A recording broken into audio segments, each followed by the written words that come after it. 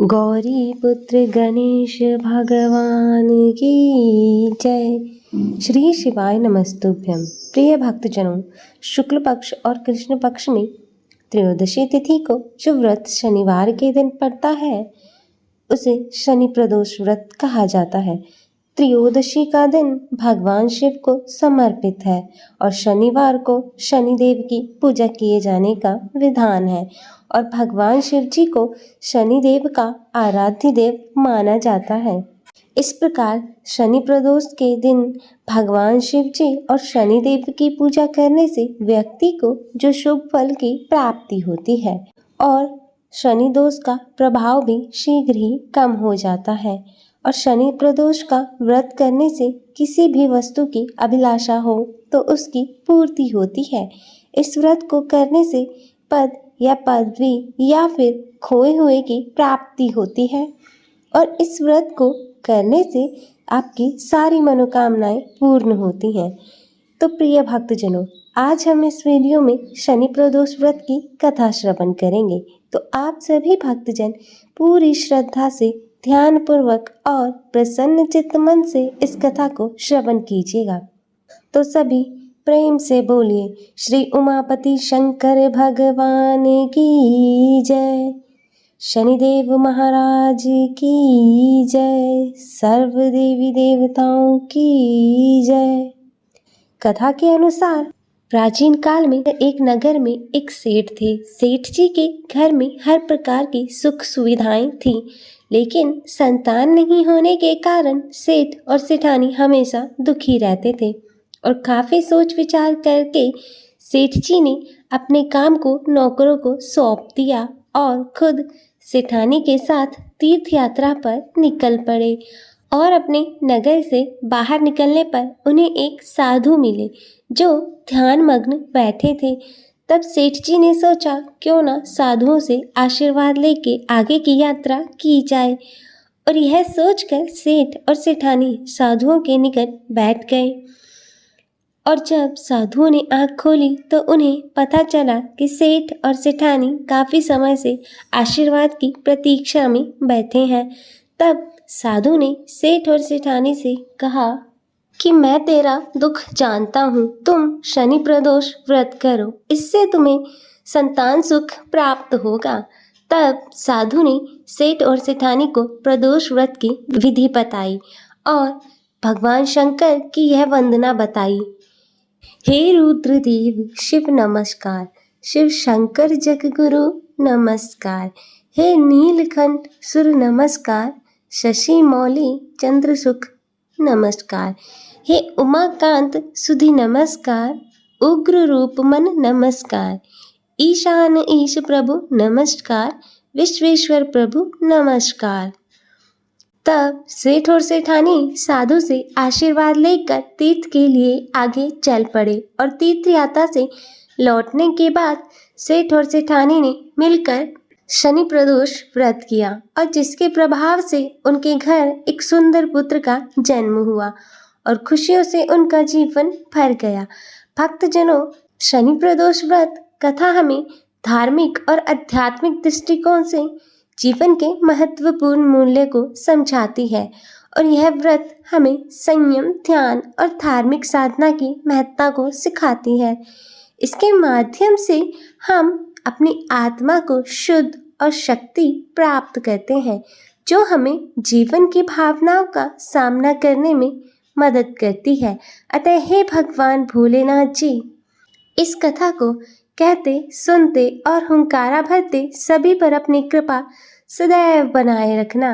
तो सभी प्रेम से बोलिए श्री शंकर पार्वती भगवान की जय।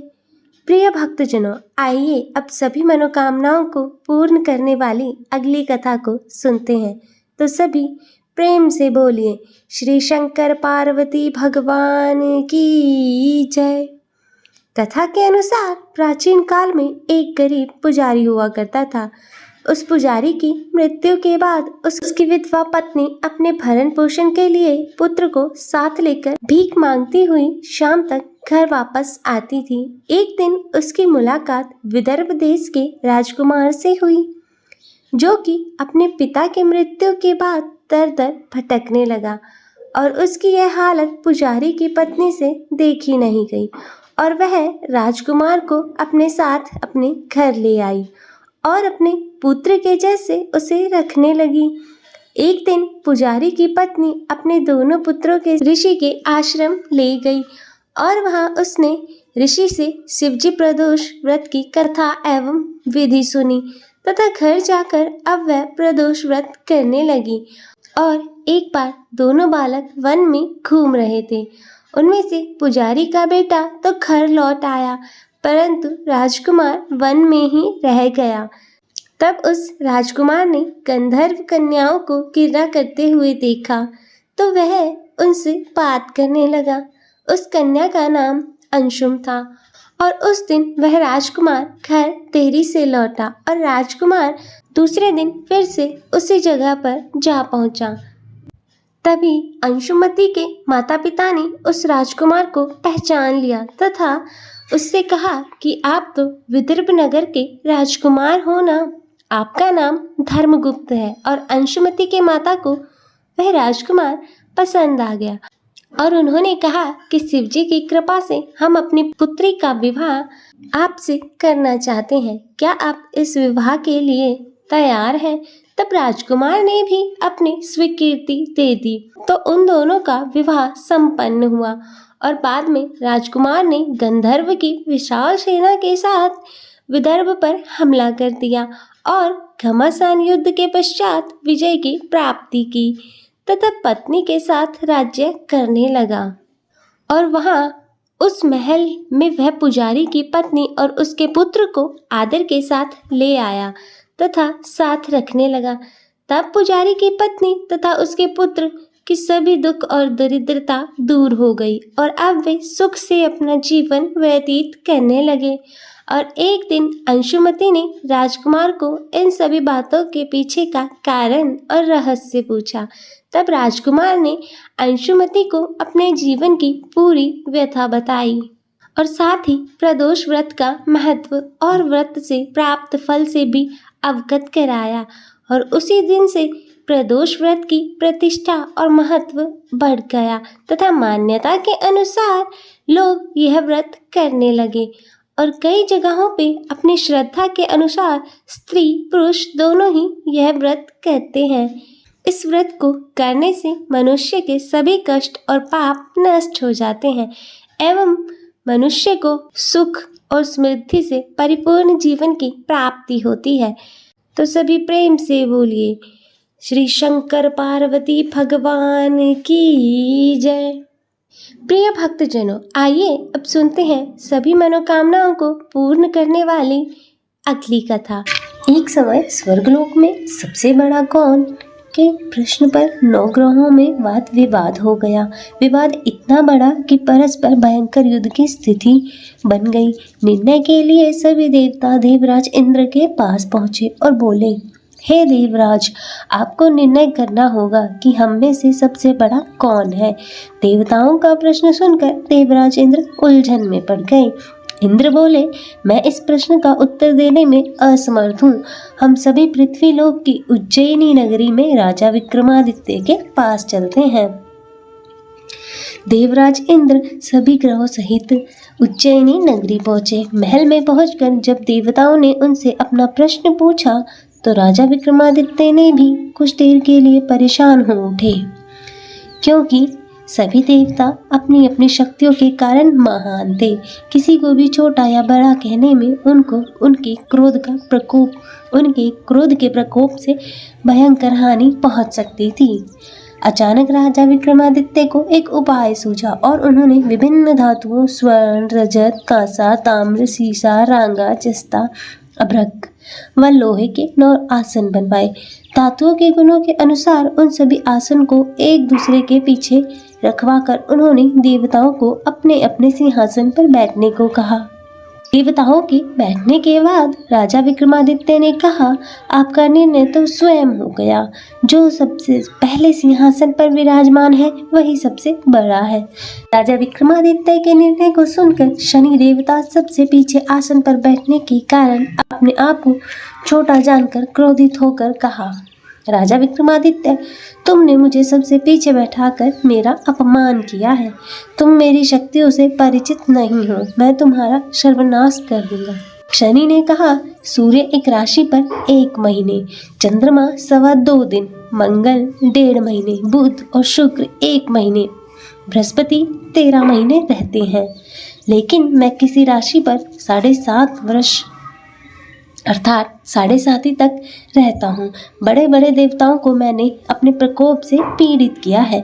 राम को 7.5 के कारण ही वन में जाकर रहना पड़ा और रावण को 7.5 के कारण ही युद्ध में मृत्यु का शिकार बनना पड़ा। राजा, अब तू भी मेरे प्रकोप से बच नहीं सकेगा। इसके बाद अन्य ग्रहों के देवता तो प्रसन्नता के साथ चले गए, परंतु शनिदेव बड़े क्रोध के साथ वहां से विदा हुए। राजा विक्रमादित्य पहले की तरह ही न्याय करते रहे। उनके राज्य में भी सभी स्त्री पुरुष आनंद से जीवन यापन कर रहे थे। कुछ दिन ऐसे ही बीत गए। उधर शनि देवता ने अपने अपमान को भूले नहीं थे। राजा विक्रमादित्य से बदला लेने के लिए शनिदेव ने एक दिन घोड़े के व्यापारी का रूप धारण किया और बहुत से घोड़ों के साथ उज्जैनी नगरी में जा पहुंचे। राजा विक्रमादित्य ने राज्य में किसी घोड़े के व्यापारी के आने का समाचार सुना तो अपने अश्वपाल को कुछ घोड़े खरीदने के लिए भेजा। घोड़े बहुत कीमती थे। अश्वपाल ने जब वापस लौटकर इस संबंध में बताया तो राजा विक्रमादित्य ने स्वयं आकर एक सुंदर व शक्तिशाली घोड़े को पसंद किया। घोड़े की चाल देखने के लिए राजा उस घोड़े पर सवार हो गए तो वह घोड़ा बिजली की गति से दौड़ पड़ा। तेजी से दौड़ता घोड़ा राजा को दूर एक जंगल में ले गया और फिर राजा को वहां गिराकर जंगल में कहीं गायब हो गया। राजा अपने नगर को लौटने के लिए जंगल में भटकने लगा, लेकिन उन्हें लौटने का कोई रास्ता नहीं मिला। राजा को भूख प्यास लग गई। अब बहुत घूमने के बाद उसे एक चरवाहा मिला। राजा ने उससे पानी मांगा। पानी पीकर राजा ने उस चरवाहे को अपनी अंगूठी दे दी। फिर उससे रास्ता पूछकर वह जंगल से निकलकर पास के नगर में पहुंचा। राजा ने एक सेठ की दुकान पर बैठकर बहुत देर तक आराम किया। उस सेठ ने राजा से बातचीत की तो राजा ने उसे बताया कि मैं उज्जैनी नगरी से आया हूँ। राजा के कुछ देर दुकान पर बैठने से सेठ जी की बहुत बिक्री हुई। सेठ जी ने राजा को बहुत भाग्यवान समझा और खुश होकर उसे अपने घर भोजन के लिए ले गए। सेठ के घर में सोने का एक हार खूंटी पर लटका हुआ था। राजा को उस कमरे में छोड़कर सेठ कुछ देर के लिए बाहर गया। तभी एक आश्चर्यजनक घटना घटी। राजा के देखते देखते सोने का हार उस खूंटी ने निगल लिया। सेठ ने कमरे में लौटकर हार को गायब देखा तो चोरी का संदेह राजा पर ही किया, क्योंकि उस कमरे में राजा ही अकेला बैठा था। सेठ ने अपने नौकरों से कहा कि इस परदेसी को रस्सियों से बांधकर नगर के पास ले चलो। राजा विक्रमादित्य से हार के बारे में पूछा तो उसने बताया उसके देखते देखते खूंटी ने वह हार निगल लिया। इस पर राजा ने क्रोधित होकर चोरी करने के अपराध में विक्रमादित्य के हाथ पांव काटने का आदेश दे दिया। राजा विक्रमादित्य के हाथ पांव काटकर उसे नगर की सड़क पर छोड़ दिया गया। कुछ दिन बाद एक तेली उसे उठाकर अपने घर ले गया और उसे अपने कोलू पर बिठा दिया। राजा आवाज देकर बैलों को हाँकता। इस प्रकार तेली का बैल चलता रहता और राजा को भोजन मिलता रहा। शनि के प्रकोप की 7.5 पूरी होने पर वर्षा ऋतु प्रारंभ हुई। राजा विक्रमादित्य एक रात मेघ मल्हार गा रहा था कि तभी नगर के राजा की लड़की राजकुमारी मोहिनी रथ पर सवार उस तेली के घर के पास से गुजरी। उसने मेघ मल्हार सुना तो उसे बहुत अच्छा लगा और दासी को भेजकर गाने वाले को बुलाने के लिए कहा। दासी ने लौटकर राजकुमारी को अपंग राजा के बारे में सब कुछ बता दिया। राजकुमारी उसके मेघ मल्हार से बहुत मोहित हुई, अतः उसने सब कुछ जानकर भी अपंग राजा से विवाह करने का निश्चय लिया। राजकुमारी ने अपने माता पिता से जब यह बात की तो वे हैरान रह गए। रानी ने मोहिनी को समझाया, बेटी तेरे भाग्य में तो किसी राजा की रानी होना लिखा है, फिर तू उस अपंग से विवाह करके अपने पांव पर कुल्हाड़ी क्यों मार रही है। राजकुमारी ने अपनी जिद नहीं छोड़ी। अपनी जिद पूरी कराने के लिए उसने भोजन करना छोड़ दिया और प्राण त्याग देने का निश्चय कर लिया। राजा रानी को विवश होकर अपंग विक्रमादित्य से राजकुमारी का विवाह कराना पड़ा।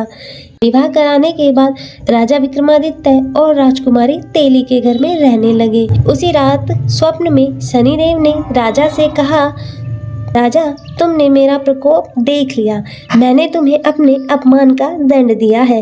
राजा ने शनिदेव से क्षमा करने को कहा और प्रार्थना की, हे शनिदेव आपने जितना दुख मुझे दिया है अन्य किसी को ना दे। शनिदेव ने कुछ सोच कर कहा, राजा मैं तुम्हारी प्रार्थना स्वीकार करता हूँ। जो कोई स्त्री पुरुष मेरी पूजा करेगा, शनिवार को व्रत करेगा, मेरी व्रत कथा सुनेगा, उस पर मेरी अनुकंपा बनी रहेगी। प्रातःकाल राजा विक्रमादित्य की नींद खुली तो उसने अपने हाथ पांव देखकर राजा को बहुत खुशी हुई। उसने मन ही मन में शनिदेव को प्रणाम किया। राजकुमारी भी राजा के हाथ पांव सही सलामत देखकर आश्चर्य में डूब गई। तब राजा विक्रमादित्य ने अपना परिचय देते हुए शनिदेव के प्रकोप की सारी कहानी सुनाई। सेठ जी को जब इस बात का पता चला तो दौड़ता हुआ तेली के घर पहुंचा और राजा के चरणों में गिरकर क्षमा मांगने लगा। राजा ने उसे क्षमा कर दिया क्योंकि यह सब तो शनिदेव के प्रकोप के कारण हुआ था। सेठ राजा को अपने घर ले गया, उसे भोजन कराया। भोजन कराते समय वहाँ एक आश्चर्यजनक घटना घटी। सबके देखते देखते उस खूंटी ने हार उगल दिया। सेठ जी ने अपनी बेटी का विवाह भी राजा के साथ कर दिया और बहुत सी स्वर्ण आभूषण धन आदि देकर राजा को विदा कर दिया। राजा विक्रमादित्य राजकुमारी मोहिनी और सेठ जी की बेटी के साथ उज्जैनी पहुंचे तो नगरवासियों ने हर्ष के साथ उनका स्वागत किया। अगले दिन जब राजा विक्रमादित्य ने पूरे राज्य में घोषणा कराई कि शनिदेव सब देवों में सबसे श्रेष्ठ है, प्रत्येक स्त्री पुरुष को शनिवार को उनका व्रत करें और व्रत कथा सुने। राजा विक्रमादित्य की घोषणा से शनिदेव बहुत प्रसन्न हुए। शनिवार का व्रत करने वाले और व्रत कथा सुनने के कारण सभी लोगों की मनोकामनाएं शनिदेव की अनुकंपा से पूरी होने लगी और सभी लोग आनंद पूर्वक रहने लगे। ओम सूर्यपुत्राय नमः। हर हर महादेव। ओम नमः शिवाय।